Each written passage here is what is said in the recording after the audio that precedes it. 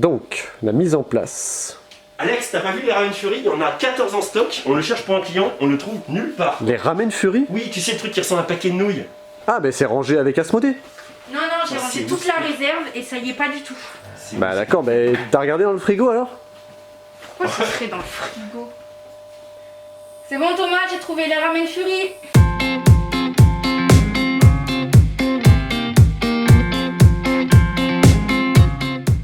Et comme on dit dans le cinéma, toute ressemblance avec des faits réels serait purement fortuite ou pas. Tout à fait. Salut Alex. Salut. Bienvenue à vous dans la boutique Jeux des cartes Bordeaux et sur la chaîne YouTube pour ce rendez-vous hebdomadaire qu'on a maintenant tous ensemble depuis moult longtemps et que vous êtes, on le dit chaque semaine, mais ça fait toujours très plaisir, de plus en plus nombreux à suivre. Donc encore une fois, un grand merci. C'est vrai que ça ne cesse de monter. On ne sait pas où ça s'arrêtera, mais en tout cas que ça ne s'arrête pas tout de suite parce que ça nous fait très plaisir. D'autant qu'on a des gens qui viennent dans la boutique et qui sont venus d'autres villes et qui viennent nous voir, là c'est les vacances, et qui nous disent on regarde vos vidéos. Enfin voilà, ça fait un rapport qui est super appréciable, hein, Alex, oui, avec les gens, et ça met du baume au cœur. Voilà. D'autant qu'on rentre dans une période très chargée. Là, C'est la tempête de Noël qui va souffler sur les boutiques ludiques, vous le verrez dans cette vidéo qui commence déjà à être bien chargée, les autres l'étaient aussi évidemment, mais là, on rentre dans le vif du sujet, on va voir, et donc on va commencer sans plus tarder. Tout à fait. Et ben on y va tout de suite Alex, c'est parti. Avec la boîte qui te fait saliver depuis qu'elle est arrivée aujourd'hui. Très joli. Le jeu qui n'a pas de nom. Si, c'est Clash à l'Olympe en fait. Et alors, c'est un jeu de pitch. Voilà, alors on va poser pour éviter les reflets. Pour éviter les reflets, parfait. Un jeu de pitch, déjà une grosse boîte, pourquoi? Parce qu'ils ont mis le plateau en néoprène, enfin le tapis, exactement. Il y a un tapis en néoprène pour bien pitcher, ce qui est très agréable quand vous aimez pitcher, ça glisse super bien. C'est un jeu où vous allez incarner un dieu qui va essayer d'envoyer ses prophètes sur les différentes planètes, enfin sur les différentes régions, afin d'en prendre le contrôle pour en fait faire la pub pour sa religion. Donc c'est un jeu de pitch, d'adresse, de contrôle de territoire. Mais il y avait plein de petites originalités, dont celle-ci, c'est ça, c'est les cartes loi. Au début de chaque manche, une loi va être votée ou pas, ou vous allez proposer une loi, et qui va vous arranger, qui va embêter vos adversaires. Par exemple, vous dites, moi je voudrais voter la loi que maintenant on pitch de la main gauche, parce que moi je suis gaucher par exemple. Et ça va être un petit débat autour de la loi, et ensuite on va jouer. Donc le jeu est très beau, le jeu a plein de petits jetons comme vous pouvez le voir. Si vous avez aimé Pitch Out, ça fait pas concurrence à Pitch Out, parce que c'est pas du tout le même style de jeu, moins minimaliste on va dire, que Pitch Out. D'ailleurs ça se voit à la boîte. Oui. Et c'est dispo, et c'est très chouette. Et Alex, tu vas l'acheter, et on va le jouer. Voilà. Sûrement. Ensuite, une extension très attendue, Not Alone, l'extension Sanctuary, qui était en effet très attendue par les fans de Not Alone.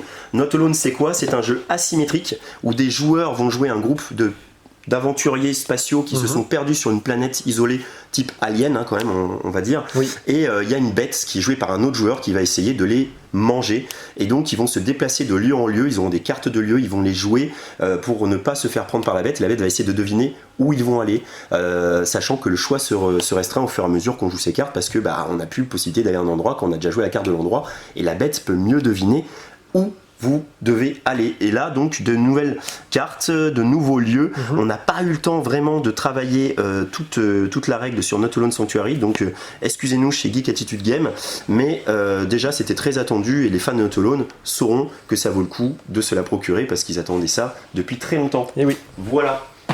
Donc ensuite, je suis un tout petit peu perdu. Alors on va commencer sur... J'y crois pas. Exactement. J'y crois pas. Qu'est-ce que c'est que j'y crois pas? Et ben quand on voit le nom Hervé Marly, et qu'on voit que c'est un jeu de bluff sur des questions, et ben j'y crois pas, c'est un peu le Fictionnaire, qui est un jeu qui a marqué il y a 10-15 ans les jeux de bluff. C'est un petit paquet de cartes comme ça, c'était super sympa, ça n'existait plus. Et là, on a l'impression que Hervé Marly a remis le couvert dans une plus grosse boîte chez Studio H, distribué par Gigamic, donc j'y crois pas. C'est un jeu en fait comme le Fictionnaire ou comme le Bluffer, c'est-à-dire que moi le naïf, je vais lire cette carte là. Quelle est la particularité de Jing Jang, un cheval domestique mexicain? La réponse est au dos, je vais la donner à un autre joueur qui va lire la réponse et ensuite il va soit lire cette réponse, soit inventer un bobard. Ensuite il va donner à l'autre joueur qui lui va regarder la carte, va se dire ok, si le bobard n'a pas été encore donné, je peux le donner, ou alors moi aussi j'invente un bobard, et ainsi de suite jusqu'à ce qu'au moins une bonne réponse soit donnée dans le tas et que la carte revienne au naïf, et le naïf maintenant va devoir déterminer qui a donné la bonne réponse parmi tous les bobards qui l'ont été racontés. Évidemment il y a plein de cartes et ça ce n'est que le premier paquet dans la boîte, et évidemment ce sont des choses assez exceptionnelles, donc les réponses sont pas toujours très logiques. Voilà, ça c'est fait. Ensuite on va passer du côté de l'ambiance Oui. Du côté de l'ambiance, il y a une extension qui était très attendue aussi de ce jeu qui avait cartonné à Noël, Fiesta de los Muertos de Antonin Bocara. Eh bien, Fiesta de los Muertos vient dans une extension, la Catlina. La Catlina, c'est une extension avec plusieurs modules. Ça, c'est un peu la mode, on a vu. La Catlina, premier module, c'est une espèce de campagne dans le jeu Fiesta où vous allez jouer plusieurs parties à la suite pour colorier le chapeau entier de la Catrina. Et à la fin d'une partie, vous aurez le choix soit de garder les os que vous avez gagnés quand vous avez arrivé à trouver un mort pour les futures manches, ou alors de les sacrifier pour colorier des fleurs. Voilà. Ici, dans les cortèges, eh ben, les cartes vont être classées par thématique. Et on va en choisir 2 à chaque fois, ce qui fait que ça va être très compliqué parce qu'il y aura des acteurs et des films. Et du coup, ce sera beaucoup plus difficile de ne pas se mélanger entre tous les acteurs qu'il y aura et tous les films. Voilà, dans les cortèges, on va choisir au hasard des couleurs et les morts sont de retour, des nouveaux morts hein, évidemment, pour rajouter à Fiesta de los Muertos. En plus, c'est la fête des morts bientôt. Donc, quoi de mieux que de faire une petite soirée Fiesta de los Muertos, n'est-ce pas, Alex? Tout à fait. Justement, Antonin Bocara, très bonne transition pour parler du prix des boutiques ludiques dont nous faisons partie avec plein d'autres boutiques ludiques en France. Eh bien voici le prix des boutiques ludiques, c'est un prix qui a été remis par les boutiques ludiques. Il y a des jeux qui leur ont plu dans plusieurs catégories, les jeux enfants, les jeux famille, et on retrouve Fiesta de los Muertos, le Cryptid en jeu confirmé, le Maracaibo en jeu expert, le travail éditorial, c'est-à-dire c'est le travail qui a été fait sur un objet, c'est le livre-jeu de Voyage en Terre Ocre et toute la collection Ma Première Aventure qui a été récompensée, et l'auteur de l'année, l'auteur sympathique, ils étaient venus nous voir, Antonin Bocara avec toute son équipe, et c'était très sympa en effet, c'est quelqu'un de très chaleureux et il a été récompensé. Voilà Antonin, on te salue parce qu'on sait que tu regardes la vidéo du vendredi. Ensuite, on va aller par là Alex. Oui, tout à fait. Voilà ici, Dilemme Express. C'est dans l'univers de Cyanide et Happiness, qui ont déjà sorti pas mal de jeux anglo-saxons, qui n'avaient jamais été traduits car trop trash. Alors celui-là, c'est pas qu'il est pas trash, c'est peut-être qu'il est plus traduisible que les autres. Et puis comme tu dis Alex, c'est peut-être une expérience sociale qu'on va vivre autour de la table, puisque le principe c'est que vous êtes conducteur d'un trolley en perdition et que vous allez naviguer entre 2 voies, la voie de droite et la voie de gauche, et qu'à chaque fois vous allez devoir écraser une personne, soit la personne de la voie de droite, soit la personne de la voie de gauche. Vous aurez les joueurs qui jouent avec vous qui se mettront en 2 équipes, l'équipe de la voie de droite, l'équipe de la voie de gauche. Ils sortiront une carte et vous expliqueront qui est sur la voie, et ils essaieront peut-être de défendre leur petit enfant avec sa petite glace tout gentil, ou de défendre le petit couple de vieux qui vient de fêter ses noces de diamant, mais vous êtes obligé d'en écraser un. Voilà, vous imaginez les dilemmes qu'il peut y avoir autour de la table. C'est plutôt rigolo quand même, en vrai, hein. C'est assez humour noir, hein, donc si on aime la petite mort et tous ces trucs là, c'est très rigolo, et puis ça va amener aussi à discuter. Tu préfères écraser qui entre un couple de vieux ou des bébés, voilà. Pas génial, mais moi je trouve que c'est quand même assez intéressant à faire. Moi ça me titille un peu pour une soirée. Skijo Action. Alors, que dire La boîte c'est toujours aussi particulière, on va dire, hein, toujours autant années 70. Voilà, c'est ça, comme dit Jeff, il fallait pas choquer les gens qui connaissaient déjà Skijo, donc là c'est bon, on n'est pas choqué. Skijo Action, comme son nom l'indique, c'est le Skijo qu'on connaît, et d'ailleurs on peut jouer au Skijo normal, mais on peut rajouter les cartes action, et donc une nouvelle action. C'est-à-dire prendre des cartes action et les poser à côté de sa grille qui va toujours être de 4 par 3, comme ceci, sauf que la petite nouveauté c'est qu'on peut écarter les cartes en colonne, mais aussi en ligne maintenant, évidemment, et qu'on va voir la carte étoile qui est un joker et qui peut remplacer n'importe quel chiffre dans votre ligne ou votre colonne, et qu'ensuite on va voir plein de cartes actions. Alors on n'est pas obligé de jouer avec toutes, d'ailleurs dans le petit livret ils disent écartez ça si vous voulez jouer moins méchamment, par exemple je volais une carte, c'est pas terrible. Après elles sont toutes un peu méchantes quand même. Il y en a joué 2 fois de suite, il y en a éliminer des cartes chez toutes les grilles des autres, ça c'est pas très gentil. Faire des échanges entre des grilles, ça c'est pas très gentil non plus. Faire ses propres échanges si on veut, piocher 3 cartes et choisir celle qu'on veut, regarder des cartes dans sa ligne ou dans sa colonne. Voilà, on a un peu plus de maîtrise, on va dire, de sa grille. Hein, et du coup on a des scores plus faibles, donc nous on se demandait si ça allait pas être un peu plus long pour atteindre les 100 points, et donc on se disait peut-être jouer ça en dimanche plutôt, enfin si jamais on s'aperçoit que nous quand on a joué, t'as fait 0, j'ai fait 1. Voilà, mais bon c'est peut-être un épiphénomène de notre partie. En tout cas c'est sûr que ça laissait plus de choix à Skijo, c'est sûr, on avait plus de maîtrise et c'était agréable. Voilà, donc si vous voulez un Skijo plus, Skijo Action est maintenant disponible. Voilà, parfait. On va passer de l'autre côté sur notre belle zone Halloween avec Mysterium Park. Alors Mysterium Park, bienvenue dans la fête foraine.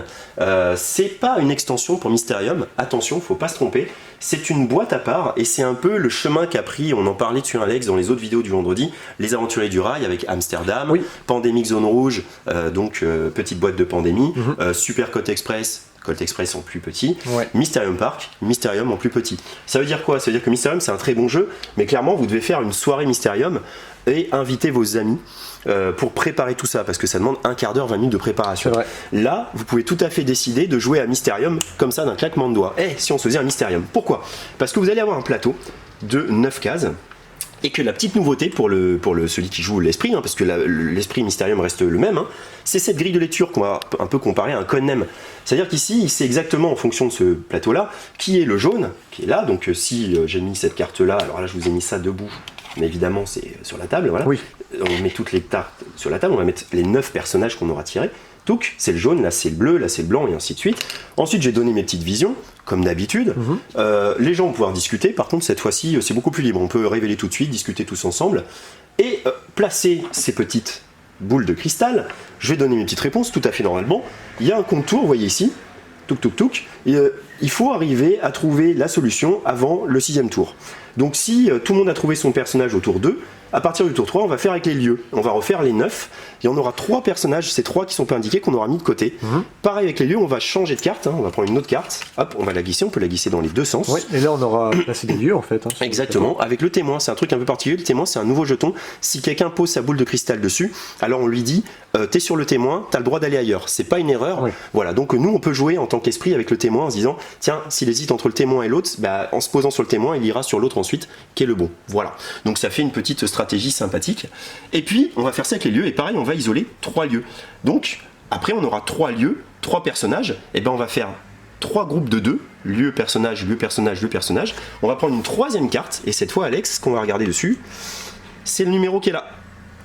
Et on voit que c'est un 3, ça veut dire que je dois faire deviner la colonne numéro 3. Donc le personnage et le lieu. Et le personnage et la colonne numéro 3. Okay. Exactement. Et j'ai 2 cartes à donner au groupe de joueurs pour qu'ils trouvent et qu'ils réussissent à valider leur victoire. Coopérative, c'est un total coopérative. Il n'y a pas du tout le côté de Mysterium avec les votes, etc., qui était un peu alourdi. Là, on est sur un total coopératif, c'est magnifique. C'est vraiment un jeu en fait en 3 phases. Découvrir le personnage, découvrir le lieu, et enfin découvrir le lieu et le personnage restant. Et très dynamique, ça se joue en une demi-heure. On a joué hier soir d'ailleurs.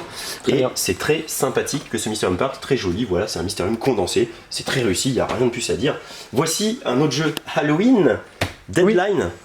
Deadline, Alex, toi, tu vas pouvoir l'expliquer un petit peu, comme ça moi je vais prendre ma respiration. Tout à fait, Deadline, pour ceux qui connaissent, on va dire, Timeline, c'est un peu le même principe, sauf qu'ici, en fait, on va avoir 3 critères principaux qui sont la date de naissance d'un personnage, durée de vie, donc la durée de vie du personnage, et la date de décès. Ce sera un peu Fiesta de los Muertos pour les morts qui se réveillent, combiné à Timeline. Et en fait, l'idée, c'est de replacer vos personnages correctement en fonction du critère que vous choisissez. Si vous connaissez très bien la durée de vie de Kurt Cobain, vous dites, Kurt Cobain, je le mets avant bidule ou après bidule. Et on verra après si c'est bon ou pas. Après, vous avez des pénalités classiques comme dans tout jeu quand vous vous trompez. Si jamais vous connaissez évidemment la date de décès de Louis XVI, du coup, vous le placez ici. Il faut savoir que la partie prend fin en fait lorsque 12 cartes dans... Ah, je me suis trompé.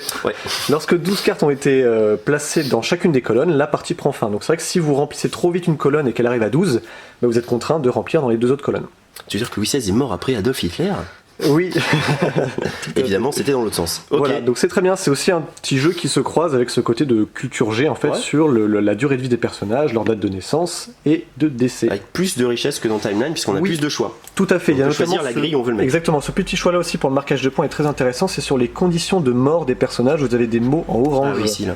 Qui sont qui la Convention nationale de la Révolution vote sa condamnation à la guillotine. Voilà, donc cela ça peut c'est des mots, si jamais vous donnez des mots clés du décès en fait de la personne, et du coup vous marquez des points supplémentaires pour avoir donné des mots clés. Voilà. Super.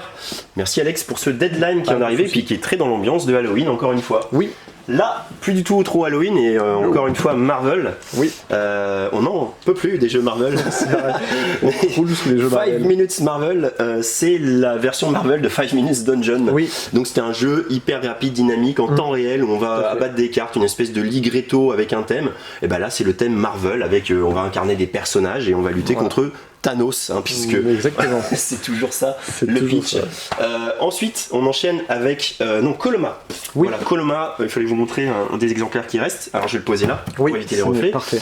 Coloma, donc c'est Johnny Pack. Et Johnny Pack, moi il m'avait beaucoup plu parce que c'est L'auteur de oui, pour une poignée de Meeple, c'est ça. exactement, le petit jeu issu de là où elle est dans l'univers Far West. Alors il faut croire qu'il aime l'univers Far West, mais aussi qu'il aime les gros jeux, parce que là on est clairement dans un jeu bien plus joueur expert que pour une poignée de Meeple. Cela dit, c'est un jeu de pose d'ouvrier assez classique, on va récupérer des choses, on va valider des objectifs de manière très originale, on peut pas rentrer trop dans le détail, mais c'est surtout la partie bluff qui est sympa, enfin guessing plutôt, guessing du verbe deviner, c'est-à-dire qu'on essaie de deviner qui va se mettre où, parce que on a plusieurs actions possibles, évidemment, mais si on n'est pas tout seul sur son action, alors l'action qu'on aura choisie avec tous les autres, elle sera moins valorisée que l'action qu'on aurait choisie seule. Donc il faut essayer de deviner qui va vouloir aller où pour pas se retrouver au même endroit que lui, tout en faisant quelque chose qui est intéressant malgré tout. Voilà, on va marquer des points de victoire, il n'y a rien de nouveau sous le soleil de Coloma, mais c'est quand même très agréable si vous aimez les jeux de pose d'ouvrier. Voilà, pour Coloma. Ensuite, on va enchaîner avec Uwe Rosenbergs, qui n'arrête pas de sortir des jeux, et tous plus beaux les uns que les autres, ou en tout cas différents de son style. On dirait qu'il a compris, ça y est, qu'il pouvait faire un autre style de dessin. C'est vrai. New York Zoo, et ben c'est quoi c'est Patchwork qu'on aurait rencontré Agricola. Parce que clairement, on va faire des naissances dans des enclos avec des animaux. On peut pas mettre les mêmes animaux dans les enclos. Quand on a deux animaux identiques et qu'on passe sur le jeton de naissance, bim, il y a une naissance, on rajoute un animal. Le but étant de remplir les petites formes géométriques à la Patchwork qu'on va poser dans son plateau à la Patchwork pour finir son carré à la Patchwork et qu'on va récupérer un peu à la Patchwork parce que c'est des emplacements comme ça et qu'on a le pion éléphant qui est avancé de 1, 2 ou 3 cases et récupérer la forme géométrique qui est sur la case. Il va aussi pouvoir récupérer des animaux pour les poser dans un enclos ou créer des naissances. Voilà. Donc New York Zoo, ça a l'air d'être un jeu, voilà, en tout cas avec des super petits meeples animaux très très mignons. Mais c'est vraiment, si vous aimez Patchwork, si vous aimez Agricola, que vous voulez un petit jeu rapide, dynamique et que vous aimez Uwe Rosenberg et que vous voulez un jeu sur un zoo, et ben New York Zoo est disponible. Parfait. Voilà. Transition. Meeple Land qu'on a joué hier soir et qu'on a beaucoup aimé parce que c'est un jeu très enthousiasmant, un peu comme New York Zoo finalement, en moins abstrait. Puisque là on est clairement dans un thème très très porté. Où vont les meeples quand c'est les vacances? Parce que vous voyez, vous jouez à Carcassonne, vous usez vos petits meeples de Carcassonne. Pour la petite explication, meeple c'est l'abréviation de My People. C'était d'ailleurs Carcassonne qui avait lancé ça, donc c'était les petits peuples qu'on avait et c'est devenu meeple. Et ces meeples, pendant les vacances, ils vont à Meeple Land. Et vous êtes le patron de Meeple Land, donc vous pouvez faire en sorte de les amuser. Et Meeple Land, c'est un jeu de Frédéric Gerhardt. C'est celui qui a fait It's a Wonderful World. Donc c'est pas un jeu bêta. Il y a vraiment un peu de combo de gestion un petit peu. Comment ça va se passer? Eh ben, on va gérer son petit plateau comme ça, avec cette belle petite entrée. On va avoir des sous-sous. On va acheter des attractions. Alors il y en a plein de différentes. Je vais vous montrer parce que j'ai préparé la petite règle. Voilà. Voilà, ça c'est toutes les attractions qui existent. Le but du jeu, c'est d'avoir le plus possible d'attractions différentes. Voilà. Puisqu'à la fin, il y a cette petite, on va faire des petites coches comme ça, exactement. Et si on en 7 ou moins, bam, 0 points. 7 attractions, ah bah oui, c'est affiche, 2 points. 8 attractions, 6 points, et ainsi de suite. 12 attractions, 25 points. Ça, c'est un des buts aussi. Poser ces attractions. Un petit côté Carcassonne encore une fois, puisque finalement on va relier par des petits chemins pour faire le truc le plus cohérent, parce que vous voyez, il y a un endroit qui est pas bon du tout, je crois, ici. Voilà, tu veux montrer? Ça c'est moins 3 points, parce que c'est un cul-de-sac. Voilà. Et ça va pas faire plaisir à mes petits meeples. On va poser les attractions. Les attractions attendent des meeples d'une certaine couleur. Vous avez des fontaines qui attendent des couleurs joker, on va dire, plus simple pour faire entrer n'importe quel meeple. Vous avez des attractions qui attendent des trucs particuliers. Vous voyez que le bleu là, il veut des toilettes. Peut-être une personne âgée, je ne sais pas, ou un enfant.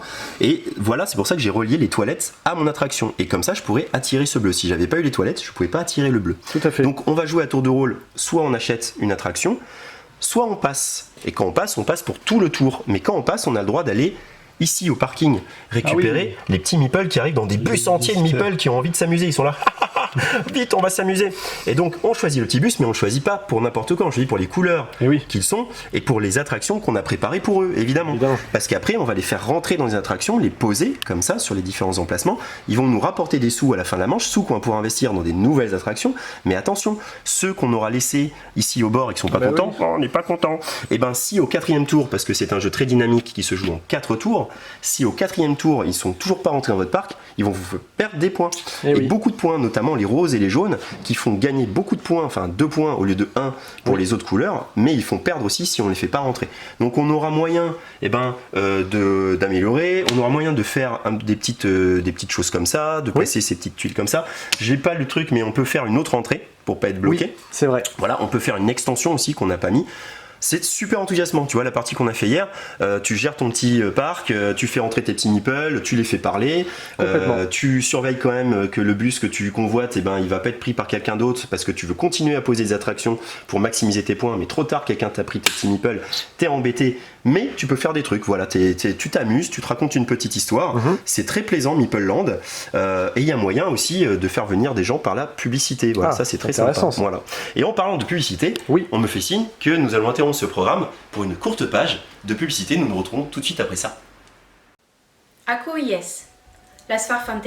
La légende raconte qu'il existe un temple oublié dans une cité isolée sur une île perdue. Elle dit aussi que des aventuriers courageux, venus des 4 coins du monde, décidèrent de partir à sa recherche. Pendant 5 jours, ils explorèrent cette contrée abandonnée de tous et envoyèrent des hommes et des femmes en récupérer les biens les plus précieux, afin d'amasser fortune et gloire. Aidés de ces aventuriers, ou archéologues, ou bien les deux, tout dépendrait de comment ils atterriraient sur cette île et du lieu qu'ils voudraient explorer. Emplacement unique, emplacement à enchères, ou bien emplacement libre. Leur quête les mènerait à gagner points de victoire, points de découverte ou pièces d'or. Leur but serait également de collecter des objets sacrés qu'ils tenteraient de regrouper par famille de 3 afin de maximiser leur profit et qui livreraient à la capitainerie ou sur des navires en partance pour le Nouveau Monde. Les aventuriers, qui n'auraient de cesse de s'améliorer, enchaîneraient les jours à envoyer leurs compagnons, puis désigneraient le meilleur d'entre eux à l'issue de cette course à la gloire. La légende raconte aussi que de cette histoire naîtrait un jeu de pose d'ouvrier original, étendu, au matériel chatoyant et à la boîte bien remplie. Que ce jeu serait imaginé par le talentueux Alexandre Garcia, mis en lumière par la douée Nastia Lien, édité par l'équipe Gigamic, et qui s'appellerait Quetzal.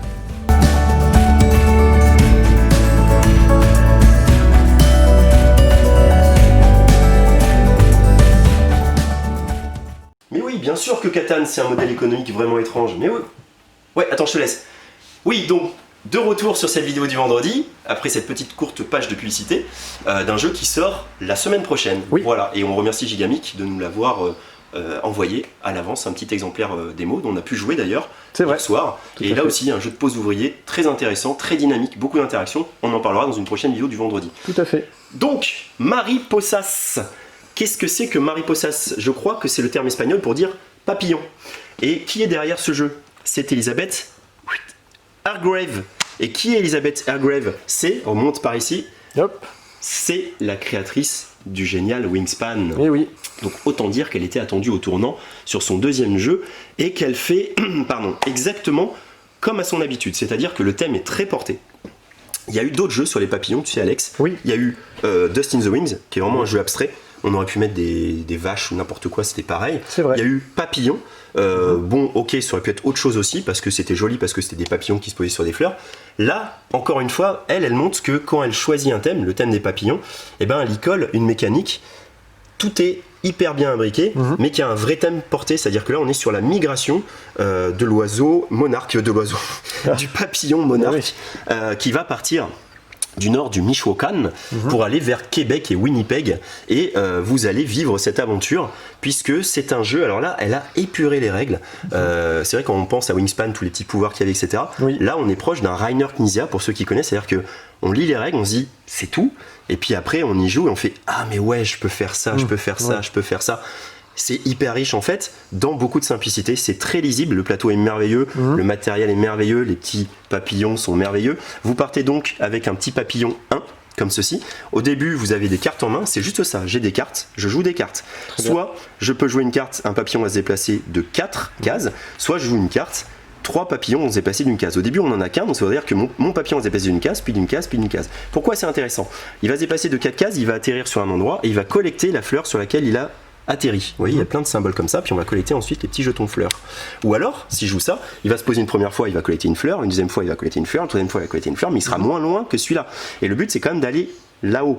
Et ça, c'est toujours une petite course, mais où il faut prendre le temps. Il y a un petit côté Parks, un petit peu, parce que on a, après un moment, on va passer sur des deuxièmes générations de papillons, parce que si on arrive sur ces petites fleurs-là, enfin, tu vois, tu vois bien ici, oui, c'est bon. La petite larve, et ben qu'est-ce qui va se passer? Tu vas pouvoir améliorer un papillon 1 en papillon 2 en dépensant 2 fleurs identiques ou 3 fleurs quelconques. Et tu vas récupérer ton petit papillon 2 ici.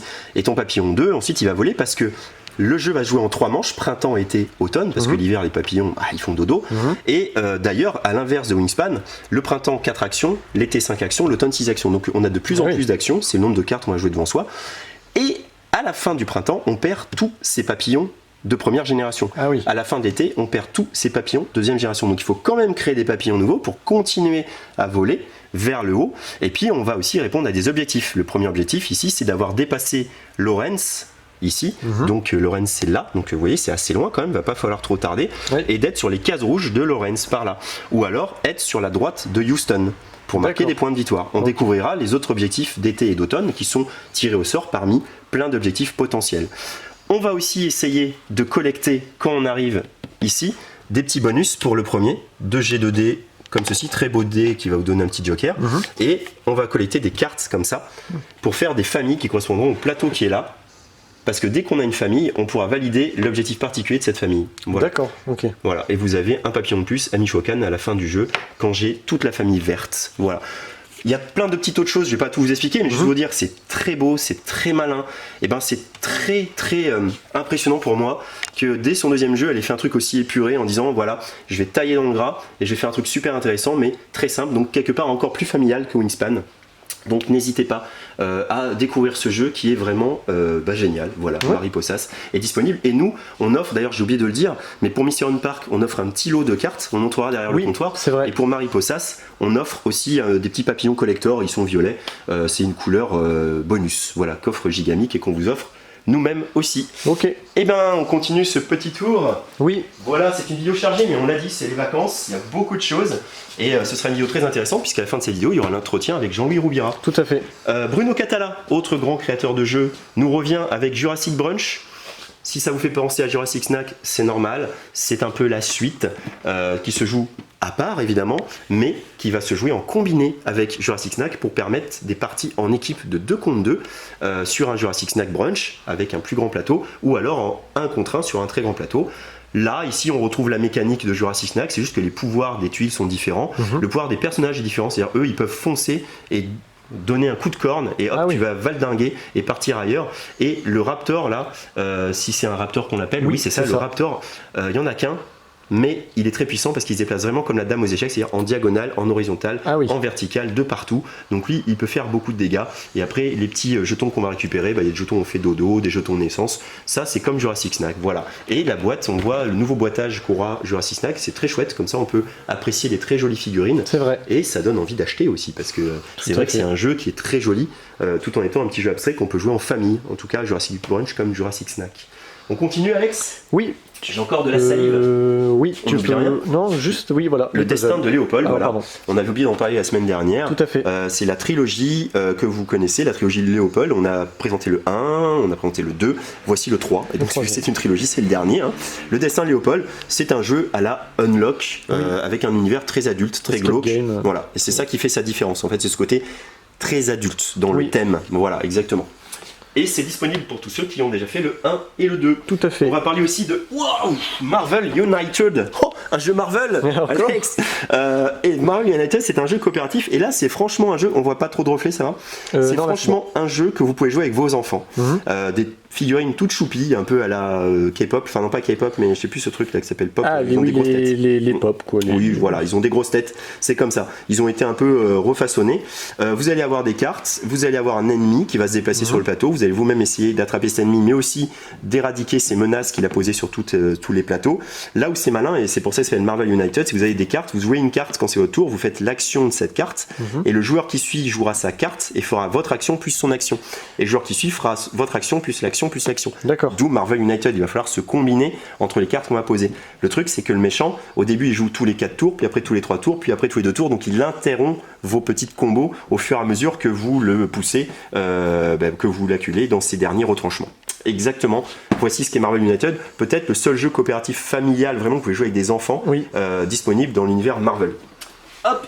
Ensuite, qu'est-ce qu'on a, Alex? Alors juste au-dessus, tu as les puzzles Villainous. Oui. On va en avoir d'autres, mais déjà on en a reçu une première flopée. Ils sont très très jolis. Ouais. Il y en a déjà qui sont mis de côté d'ailleurs. Oui. Voilà, donc c'est là, des puzzles dans l'univers de Villainous fait par Isma. ouais, exactement. Et oui, on le montre. Et l'autre, c'est évidemment la méchante reine. la méchante reine. Regarde, elle est obsédée par Blanche-Neige. Voilà, hop, tac, ça c'est dispo et il y en aura d'autres, donc on va en recommander sans problème parce que ça part très vite. Ensuite, on va parler un peu jeu de rôle quand même. Oui. Parce qu'il y a un gros truc qu'on a oublié d'évoquer, c'est ça là. Et oui. Ce truc là, c'est la malédiction de Strahd, version C'est ça, c'est une version collector en fait. Hein. collector, originale, c'est-à-dire c'est en anglais, donc c'est vraiment pour les aficionados du jeu de rôle, mais c'est un superbe objet. Oui. Noël approche, voilà, donc c'était une petite suggestion pour ceux qui veulent faire plaisir autour de leur ami maître du jeu. De la même manière, ce qui peut faire plaisir aussi, c'est ça. Alors là, j'espère qu'on se peut. Oui, là c'est bon, là c'est très bien, tu n'as pas les reflets. Tac, et ben c'est plein de maps différentes pour les jeux de rôle. Ouais, il y en a des c'est petites, super, des moyennes, des grandes. Voilà, c'est dans un petit cahier comme ça. Enfin voilà, c'est tout nouveau et nous ça nous a vraiment séduit.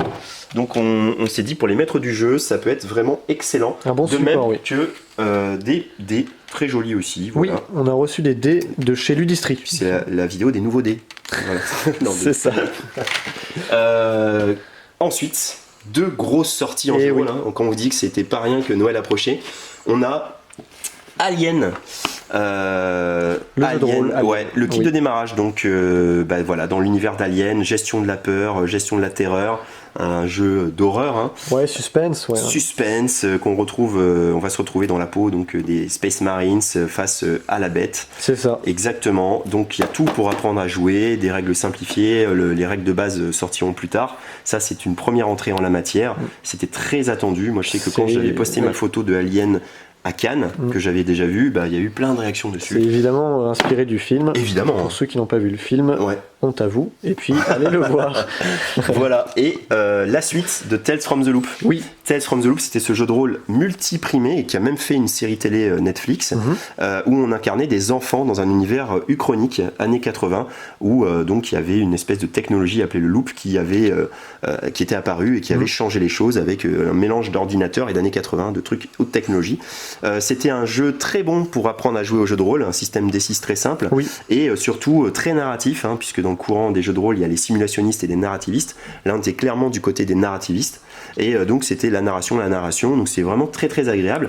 On ne pouvait pas mourir parce qu'on était un enfant, sauf que là on est des ados. Voilà, donc on peut mourir. Tout à fait, voilà. Années 90 maintenant. Exactement, années 90, on continue dans l'histoire du Loop à creuser comment c'est arrivé, toutes les machinations qu'il y a autour, mais maintenant on peut mourir. Voilà. Et si, il reste Mon Royaume pour un conte. Tout à fait. Un petit jeu pour enfants. Mais pas vraiment petit enfant non plus. Hein. Non. C'est juste que le thème fait conte, magnifique, mais on est dans un jeu proche de Orbis. Tu te souviens de ce jeu? Oui. Space Cowboy. Ça fonctionne comme une sorte de pyramide. Exactement. En fait, construit par et on doit mettre des couleurs. S'il y a vert, violet, je dois mettre du violet ici, ou du vert, je peux pas mettre du jaune. Et on va monter petit à petit pour raconter son histoire. Donc là où il thème pour l'enfant, c'est que la ligne du bas, c'est les personnages, après c'est les lieux, après c'est les choses qui leur arrivent, les aventures. Donc on va pouvoir jouer en se racontant une aventure. Un peu comme Call to Adventure pour les adultes. C'est vrai. Voilà. Donc ça, Mon Royaume pour un conte. Est disponible également au magasin. Ça en fait des choses dans cette vidéo. Ça fait beaucoup de choses. C'est normal, on vous gâte. On se retrouve du côté derrière du comptoir. Oui, tout à fait. Pour parler de 2 petites choses. Les cartes d'or. Ce ne sont pas des glaces. Oh. Ce sont des cartes qu'on voulait vous montrer parce qu'on a flashé dessus. Magnifique. En 100% plastique. Si vous voulez claquer au poker ou à tout jeu que vous voulez faire. Voilà, en carte dorée avec James Bond Casino Royale. Voilà, ça peut être super sympa. On voulait vous montrer un peu mieux, parce qu'il n'y en avait plus, la boîte Apérol, le jeu de rôle de l'apéro, puisqu'on parlait des jeux de rôle. Sont là aussi. Voilà, exactement. Juste ici. Et pour vous montrer à quoi ça ressemble, voilà, il y a des dés à l'intérieur, il y a un petit paravent de maître, il y a les petites fiches des personnages pré-tirés pour tout de suite jouer. Il y a la règle du jeu. Voilà, la règle du jeu, vous voyez, ça tient là-dessus. C'est vraiment très simple à appréhender. C'est une super initiation au jeu de rôle. Oui. Voilà, ça démystifie un peu le jeu de rôle. C'est vrai. Dans l'univers Donjons et Dragons, pour cet apérole-là. Et aussi vous montrer le guide des boutiques ludiques. On vous parlait du prix des boutiques ludiques. On l'a reçu. On a reçu, puis il est très beau. Ouais. Voilà. Julien Delval, celui qui fait Res Arcana, celui qui fait Death of Wonder dans Les Aventuriers du Rail. Et ben Julien Delval s'est fait un bon plaisir avec cette jolie petite pochette. Et on a des interviews, on a tous les jeux, des idées de jeux pour Noël, classés par style, évidemment. Donc il y aura des nouveautés par rapport à l'année dernière, évidemment. Il y a des Paléo, ça on vous en parlera la semaine prochaine. C'est un jeu qui t'a beaucoup plu, Alex. Oui. Ouais, tout à fait. Et puis des grands classiques, des nouveautés, voilà. Enfin, le petit compagnon idéal pour les toilettes, non je rigole. Le petit compagnon idéal pour Noël, évidemment, mais nous, on le lira partout pour bien se l'imprégner et savoir tout ce qu'il y a dedans. Oui. D'ici là, on va faire le résultat du concours de Monsieur Roubira, qui était venu dans notre dernière vidéo du vendredi et qu'on remercie encore une fois très chaleureusement. On a passé un super moment, puisqu'après on a fait une interview de lui et ça a été un très bon moment. Et toi, tu as monté ça, tout à fait, un boulot génial. Ce sera juste après la fin de cette vidéo du vendredi. Le résultat du concours, le nom s'affiche ici, quelque part par là. Exactement. Voilà. On l'a tiré au sort avant le montage. Donc félicitations à toi, à vous. Vous avez gagné la boîte du jeu Feelings dédicacée par Jean-Louis Roubira. C'est pas rien. Et puis on se dit on va rebondir sur notre concours parce que il y a des ramen Fury un peu frais. Tout à fait. Et on voulait vous faire gagner une petite boîte de ramen Fury. Voilà, parce qu'on en avait un exemplaire offert par Novalis. Et on s'est dit, tiens, on va le faire gagner. Donc Ramen Fury, c'est ce petit jeu rigolo dans l'univers des nouilles, des pâtes, etc. Très cool, c'est un jeu sympa, cela dit. On fait gagner la boîte. Alors c'est tout simple. Alors vu que nous, on cartonne, mais vraiment on cartonne, on va partir au Japon, on va ouvrir une succursale au Japon. Et on n'a pas d'idée pour notre boutique au Japon. Donc trouvez-nous un nom de boutique sympa, donc écrivez un petit commentaire avec le nom de la boutique, et puis on fera un tirage au sort, et pas celui qui aura fait le meilleur nom, c'est juste histoire de faire un commentaire, on fera un tirage au sort, et si vous avez participé, vous aurez des chances de gagner Ramen Fury. Parfait. Ouf, voilà, Ramen Fury, ramène ta fraise. Donc c'est fini pour cette semaine. La semaine prochaine, ce sera encore très chargé, c'est la tempête, on vous l'a dit.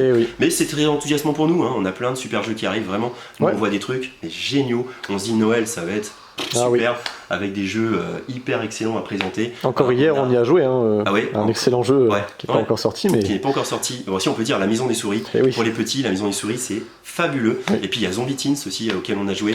Et ça franchement, c'est l'élévation de Zombie Kids. Enfin bref. On va pas tout vous dire là. Les enfants seront gâtés. Ah ouais, carrément. Puis les adultes aussi, parce qu'il y a plein de choses. Donc c'est les vacances, venez nous voir, faites-nous plaisir, parlez-nous un petit peu. Et puis amusez-vous aussi, il fait pas toujours très beau.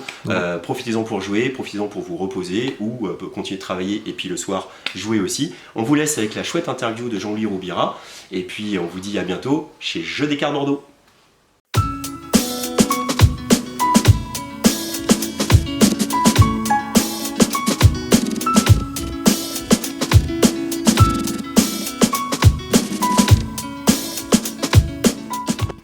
Alors d'autres projets, effectivement, là c'est la période des sorties, donc il va y avoir chez Libellude la petite dernière extension, Dixit Mirrors, qu'on a travaillé avec Sébastien Téléchi, c'est un illustrateur qui vit sur la région de Nice.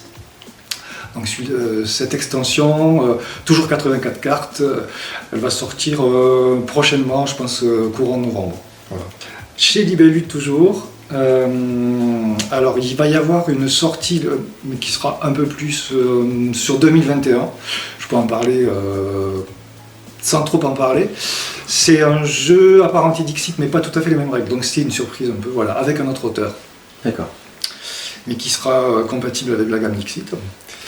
Et puis il y a autour de Libellude aussi un projet d'écriture d'un livre pour raconter les coulisses de la création du jeu, toute l'histoire qu'il y a eu autour depuis plus de 10 ans maintenant.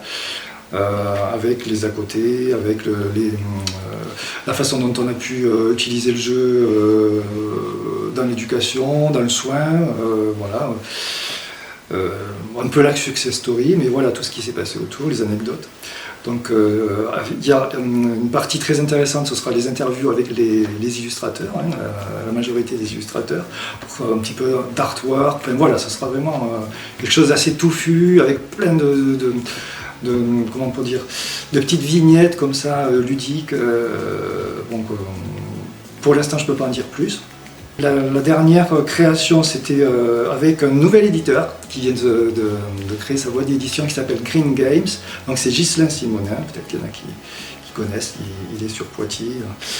Et écoute, on va sortir un jeu qui s'appelle Captain Esperanza, sur lequel je travaille depuis 2 ans environ avec lui, avec un illustrateur qui n'est pas du monde du jeu, qui est un ancien ami à moi, avec qui on a fait les études de médecine ensemble, donc, et qui a fait beaucoup de BD, qui a pas mal travaillé sur l'illustration, mais jamais dans l'illustration du jeu, donc voilà. J'ai trouvé que son style collait bien, parce que c'est un jeu d'aventure qui se passe au XVe siècle, un jeu de découverte. En fait, on va essayer de... C'est juste avant Vasco de Gama, en gros. Il faut ouvrir la route des Indes en passant par le Cap de Bonne-Espérance. On fait le tour de l'Afrique. Et bien, il faut arriver chez le Zamorin avec le plus rapidement possible, si possible, en tout cas avec le plus de prestige et le plus de richesse à lui offrir. Donc il y a un petit peu de draft, il y a un petit peu de... En fait, l'originalité du jeu, c'est que il y a une phase de décompte qui revient, mais la phase de décompte, finalement, c'est le cœur du jeu, ce qui n'est pas habituel. D'habitude, c'est un peu chiant, le décompte, enfin, souvent, pas toujours, mais là, c'est vraiment là où la partie tactique du jeu va se jouer pendant la phase de décompte. Voilà, c'est la petite originalité du jeu. Et on peut le trouver. Donc, il lance un Kickstarter la semaine prochaine, a priori mardi 20, et donc ouvert à tout le monde, même aux boutiques, hein, puisqu'il veut vraiment travailler en collaboration avec les boutiques, les avoir pour partenaires. Et on peut trouver les règles du jeu, en tout cas partie solo, sur Facebook, sur la page Green Games, si vous voulez y jeter un coup d'œil. Il a fait une petite vidéo de 13 minutes où il présente les règles, la façon de jouer en solo, et je crois qu'on peut y jouer aussi soit seul, soit avec des partenaires sur Tabletopia, en tout cas sur le temps du Kickstarter. Donc voilà, à découvrir si ça vous tente.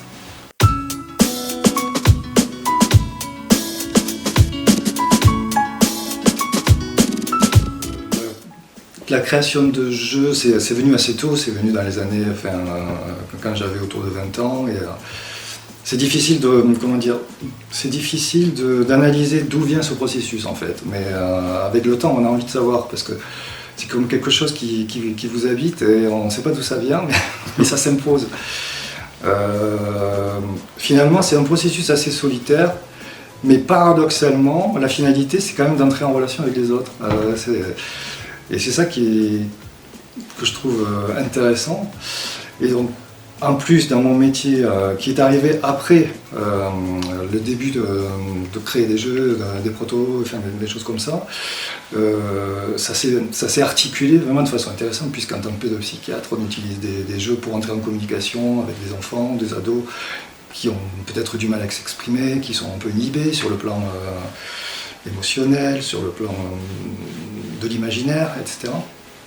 Et évidemment, alors les premiers jeux que j'avais créés étaient plutôt des jeux de stratégie abstrait, donc voilà, j'étais dans la mouvance encore, je sortais de ma période d'échec et tout, donc j'avais envie d'être sur ce plan-là. Après, ça a évolué plus vers les jeux de communication, parce que j'adorais à l'époque jouer aux jeux dictionnaires, comme beaucoup d'étudiants. Voilà, c'était l'idée de jouer sur la langue, sur la polysémie dont on parlait tout à l'heure. Ces jeux qui suscitaient des interactions entre les joueurs.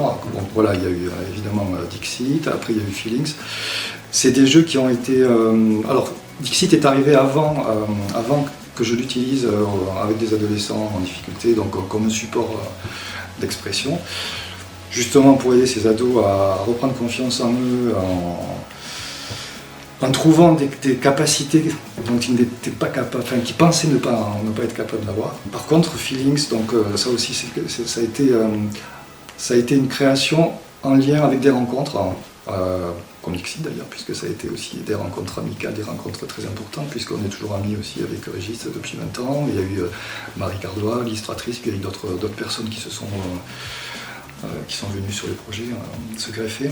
En fait, les jeux, finalement, avec le recul, je me rends compte que c'est ce que tu disais, Thomas, tout à l'heure, c'est raconter des histoires, c'est se raconter et raconter des rencontres, finalement. Moi qui suis plutôt solitaire dans mon processus de création, c'est quelque chose qui me permet d'ouvrir, de fabriquer des ponts vers les autres, et il se passe des choses, quoi. À travers ce support-là, à travers le plaisir qu'on a à partager notre passion commune, hein, c'est-à-dire de se mettre autour d'une table et puis de s'envisager, de se regarder, de rigoler, d'imaginer, de rêver ensemble. Donc voilà, le processus de création, c'est un peu tout ça, c'est cet ensemble. Et je l'utilise autant avec plaisir, comme ça pour jouer pour le plaisir, que aussi pour l'utiliser avec des personnes en souffrance ou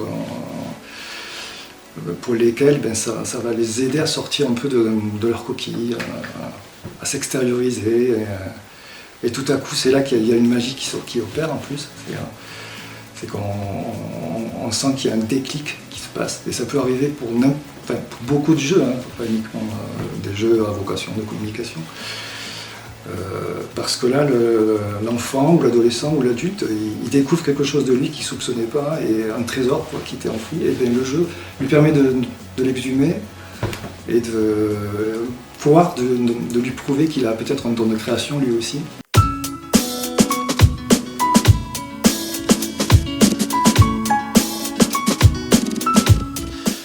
Moi, quand je commence à jouer, j'oublie tout. Hein.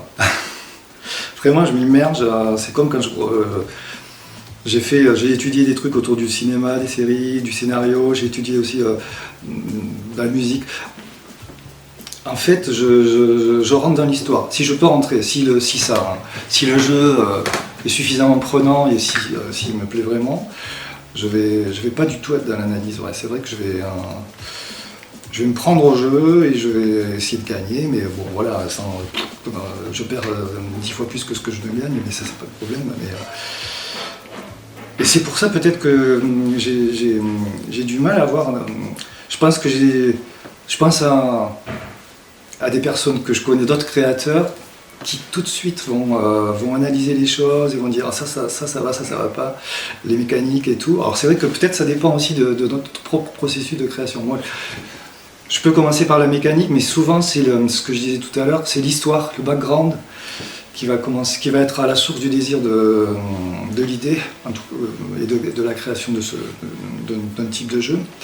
La mécanique, elle vient quasiment en même temps ou un petit peu après, où elle va s'adapter à la thématique. Du coup, je suis plutôt un intuitif, et dans les jeux c'est pareil en fait. Quand tu dis garder son âme d'enfant, je sais pas, mais en tout cas, je suis comme un gamin quand je fais une partie de jeu. Je vais rigoler bêtement, ou avoir envie de gagner, ou râler parce que j'ai raté un truc, parce que je suis frustré à cause de...